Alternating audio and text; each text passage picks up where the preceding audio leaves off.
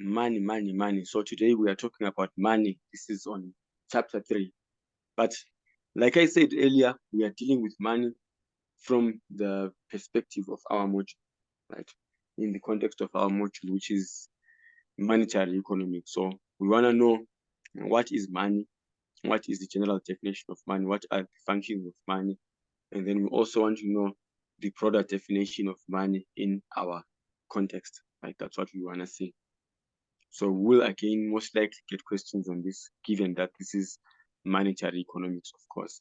And then I think with regards to the assignment, do let me know if there are any answers that we got wrong there so that we can review them maybe on our next session on that multiple Okay. choice question. So if anything that didn't come right there, just let me know, and then we have a look at those.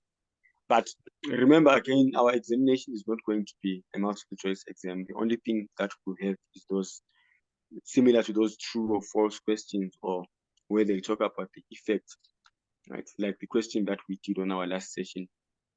So today, because I'm in load shedding, I think we're not going to do a question paper. We'll simply go through the notes, right? But on our next session, I promise that we are going to resume with the question paper exercise, right? So we'll be looking at the other question paper that I sent in the group. So looking at the questions that were similar to the ones that we did. All right, this was in the assignment, the definition of money, I believe. Money refers to anything that is generally accepted in payment for goods or services or in repayment of debts.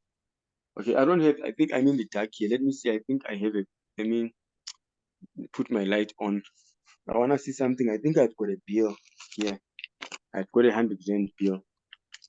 I don't have a picture of it to post for you guys, but okay, this doesn't say anything. This doesn't say anything, but right, I will refer to other currencies from other countries, right? Other currencies from other countries, where there is a part that says I promise to pay what on demand and what have you. But money in general is anything that is accepted as payment. So in other words, it's illegal for you not to accept money as a means of payment, right? It's sort of like illegal not to accept money as a means of payment. I know people talk about payment being in kind and what have you, but what is generally accepted is money, right? And then obviously we talk about the repayment of debt. This is also one big thing in particular. Anybody that you give a bill, 100 rand bill, or a 50 rand bill, 200 rand bill, is obliged by law to accept that as payment. Right? They are under obligation by law to accept that as payment. Obviously, if you are going to be repaying debt in that means, right? And then what are the functions of money? Here we basically talk about, I think we refer to about 4 functions of money, but on the notes here, I've extended them to 7, right? I think I managed to come up with 7 there. Functions of money, which are traditional functions of money in terms of economics. But in the order of importance, I'm going to read them out. Money is a medium of exchange. This is the most common, right? Money acts as a medium of exchange through which goods and services are bought and sold. So why so? Because it eliminates the issue of double coincidence of needs, right? Which was the case when we were dealing with barter trade, right? Which was the case when we were dealing with barter trade. So this is an instance where, okay, why money came about. Previously, we were using the barter trade system, or they were using the barter trade system. So what would happen there? We are basically exchanging goods for goods, right? So if you have bananas and the other person has chocolates, then you'll need to exchange your bananas for chocolates, right?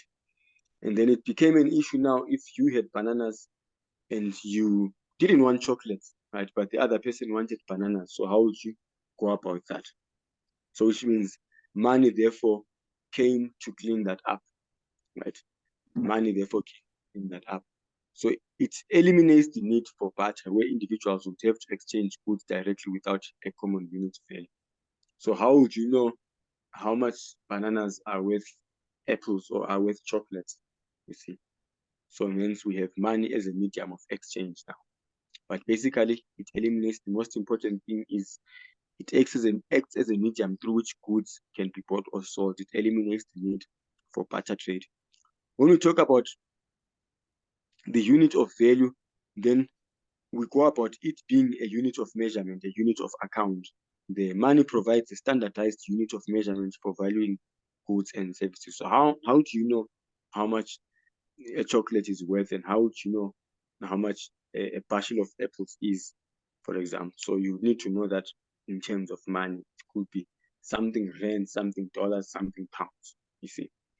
So it basically gives us that unit of account. And then the third one, it is a store of value, right? So when you talk about how much someone is worth, right? When we talk about how much someone is worth, part of their wealth is obviously going to be in the form of money, the money that they have in their check account. So you could store up part of your wealth in terms of money, right? So this shout out to all those guys who are saving, right? So if you are saving, you are using money as a store of value. So people can hold onto money with the expectation that it will retain its value and can be used for future transactions. So in most cases, it will retain part of its value, right? But given inflation, of course, it may not be a good store of value. You might want to look at gold and other assets, other real assets, right? Other real assets that could make a better store of value, right? And then standard of deferred payment. Money allows for transactions involving credit and debt. Contracts can be written in terms of money, and payments can be deferred to the future while maintaining their value, right? So this is also pretty straightforward. You get something in credit, right? So, but you realize again that this is obviously linked to a unit of account, right? You get something or you get a service. You get a service that's on credit, then you promise to pay up the money to pay it up in 3 months' time. So there's a certain value that is attached to it. So therefore, money is that standard of deferred payment. Right? You obviously need to money. You need to put it out as money. So you can't say, I'm gonna give you 4 donkeys after say after 3 months. So what if they die? You see, so money is much more reliable there. Money as an asset again is highly liquid, meaning it can easily be converted into goods and services without significant loss of value. So there's a lot of convenience when it comes to the liquidity of money. Liquidity makes it a convenient asset for transactions. So if you look at money as a medium of exchange, for instance, previously, if you look at, I think I did say the one time to some people I was talking to, I did a study sometime back on the history of money. So if you look at how money has evolved over the years, back in the days, it used to be these coins, silver and gold, right? It used to be silver and gold. So silver and gold can be used as a medium of exchange, right? Obviously, and many other assets can be used as a medium of exchange, because you and I could agree anytime, even in accounting, there are transactions where you can trade assets. Barter trade is a means of exchange as well, right? So you could do that, exchange an asset for an asset. But because money is liquid, money can easily be converted into any form of asset. So it brings about it some form of liquidity, sorry, some form of convenience with it as a result of this liquidity. So that's why money is actually a special kind of asset, as we are going to see much later. Then, of course, it is a measure of value. So this is again linked to it being a unit of account, right? It is a measure of value. It enables individuals to assess the relative worth and make informed decisions about resource allocations, you see. And then the transfer of value. Money enables transfer of value across time and space. It allows individuals to save, invest, and move wealth from one location to another, right? Money basically carries with it a purchasing power. Right? So you can transfer value from one individual to another through money. It is a carrier of value. You can transfer it between generations, between countries. It's basically a transfer of value there. But again, the most important would be medium of exchange, unit of account, store of value. Those ones are the most important ones that we deal with here, right? And then, of course, 8 and 9 are also just an addition there to stretch this more. Right, so standardized divisibility. Money is typically divisible into small units, which allows for precise pricing in transactions of various sizes. So this is nice. It speaks again of convenience. It speaks again of convenience. Haven't you been in situations where, situations where you are struggling to get change? There's a lot of inconvenience that's associated with that, struggling to get change. Imagine if money was just 100 rand bills. So this is the case if you're saying in a barter economy, for instance, a donkey will always be a donkey. Cattle will always be a bull would always be a bull. So you can't really break it down any further. So with money, you have the advantage that you have coins and you have 10 rand bills right through until 200 rand. So it's basically divided into smaller units, which allows for proper pricing and convenience. And of course, it's globally accepted. So one of the biggest characteristics of money, again, we say it here for start, as a definition, refers to anything that is generally accepted as payment for goods and services. So money is globally accepted. So it is widely accepted. In a widely accepted monetary system, money can be used across different regions, countries, facilitating international trade and transactions. All right. If you look at the exchange market, for instance, you can transfer value from one currency to another, right, in the exchange market. But there are some instances where some currencies are gradually less and less acceptable in other countries. So these are circumstances when maybe the country is under sanctions, or basically it's indicated when there's a depreciation in a country's currency. So it means a lot of people are not willing to use that currency. They do not want that currency. So which means that its global acceptance is declining. But if you look at a currency like the United States, as it stands now, it's basically accepted all over. And it's basically accepted as a means all over because of the issue that you can buy oil with it, right? And oil is generally needed everywhere. But how do we measure money in South Africa? Money is basically divided into these 4 categories that I put down here: M1A, then you have M1, M2, and M3, I believe. Very clear notes on that. So you will most likely get a question on M1s. So in these circumstances, we're basically talking about the monetary aggregate. So what we are talking about here is money supply. So generally, when we talk of money, we are referring to money supply in monetary economics. We are basically referring to money supply. So which is the money that has been supplied into the economy, money that can basically be in circulation.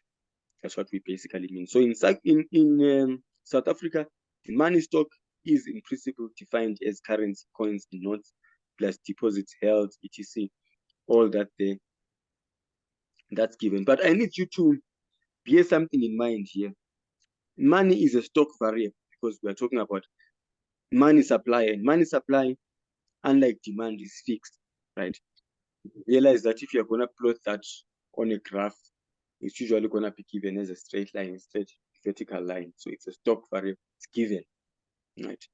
So which means the South African Reserve Bank can decide at any time how much money needs to be in circulation. So they have direct control over that, right? They have control over how much money is in circulation. It's a stock variable, right? Demand, of course, is a flow variable, right? But the money stock is a stock, right? Variable. So category number 1, you would have the M1A monetary agreement. So this one aggregate. So this one basically consists of currency in circulation, checks and transmission deposits held by the domestic private sector at commercial banks, right? So checks and transmission deposits are types of deposits which are most commonly used for making payments, right? And then the deposits earn very low interest, if not at all. So I can't remember when, I don't know, maybe if you guys, I don't know if you guys are getting interest on these checks and transmission deposits, but I'm not getting any interest on that, right? But M1A is a useful measure of money supply because it can be used to track changes in the level of economic activity. All right. So when M1A money supply increases, it can be a sign that the business and consumers are more confident about the economy and are willing to spend more money. So because this is money that we are normally using for transactional purposes. So when we have a lot more confidence in this economy, we want to spend more. So this is directly reflected on our M1A, right? So this is the composition there, where you've got currency in circulation. You're basically looking at coins and banknotes that are held by the public, and then you can also talk about the deposits, right? So this is the checks and the transmission deposits. So this previously was cut straight up, put up on M1, right? We only had M1, M2, M3, but now it's broken down to M1A. Excuse me. So M1 consists of M1A, which is basically currency in circulation, and then checks and transmission deposits. And then in addition to that, you are going to have overnight deposits there. We are going to have overnight deposits. And then again, it's also a useful measure because we use all of these to make payments, right? We basically use all of these to make payments. And then let's look at the other one now, okay? But this is the general composition of it. They're given in a table format. Currency in circulation and checks and transmission deposits, if you remember, those ones are gonna be part of the first category that we had, right? Which was M1A. And then now we add overnight deposits. So these are deposits held by banks at South African Reserve Bank that can be withdrawn on demand, right? So these are included as part of our M1, right? As part of our M1. Now let's jump to M2, which is a slightly broader definition. So you would have on M2, M1, right? So everything that's included in M1, you're still gonna find in M2. But then what else do you add there? You then add savings, deposits, and money market mutual funds. You're gonna add those. And then again with time deposits, which are valued at less than 100 rands, so 100,000 rands. So those are the ones that you find there. So we are looking at, when we talk of savings, we are basically looking at something that is within the short term, right? Something that is gonna, have a maturity that's within, that's up to about 31 days, right? You are looking at that within short days. This is like your FNB account where you could lock in your amount on a 30-day lock up, where you just put it up on your savings account and you can't withdraw it within those 30 days. The only reason they could accept a withdrawal from that is when they penalize you. So that amount is basically going to be included under your savings there, right? So it's basically going to be included on M2, but not on M1. So M2 has everything that's on M1, and then we are adding those medium-term deposits, and then you also want to add the money market mutual funds, and then those other time deposits which are up to 100,000, right? But let's look at the composition here. Let's look at the composition on the table format. So M1 basically has this that we're talking about, which includes up to the overnight deposits there, right, which was an addition from M1A. And then you've got your savings deposits. So deposits which are held by the public and commercial banks that earn a higher interest rate than the checks and transmission deposits. So these are normally your medium-term deposits, which are the ones that we're saying they are your 30 days for the most part for starters, but they could even go up to a year, right? It's still a medium term there. And then money market mutual funds. So funds that invest in the short-term debt securities such as treasury bills and commercial papers, right? That's part of money. And by the way, these are traded, right? They are traded. You can even use them as a medium of exchange, right? You can use them as collateral, as a medium of exchange. I think we spoke about this again in the previous class, right? And then if you look at M3, M3 is going to have everything that's included now in M2. But then we add to that money market fund balances of institutional investors, right? And then we look at, again, term deposits, which are more than 100,000, and then commercial paper and certificate of deposits, right?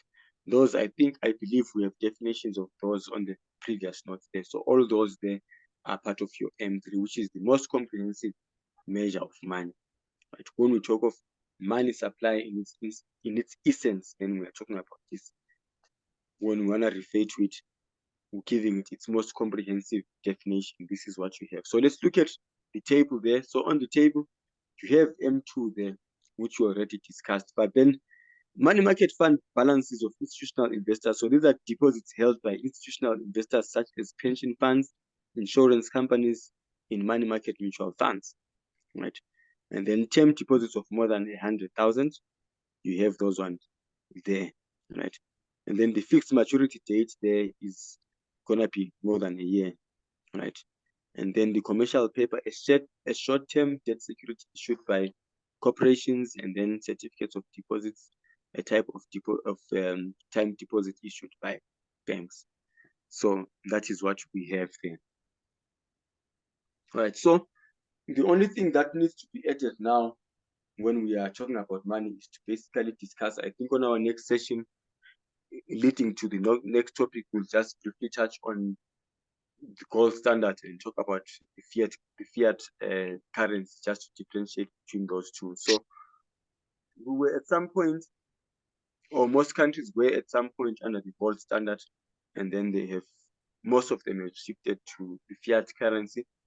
But with this whole BRICS issue coming up, I think they want to put the BRICS currency back on the gold standard, or they want to put it on the gold standard. I think Muammar Gaddafi wanted an African currency, which was on the gold standard. So we're going to be discussing all those on our next session. So we'll be looking at that, and then jumping again into interest rates, looking at interest rates in the bond market. So that's what we are going to be looking at today. All right.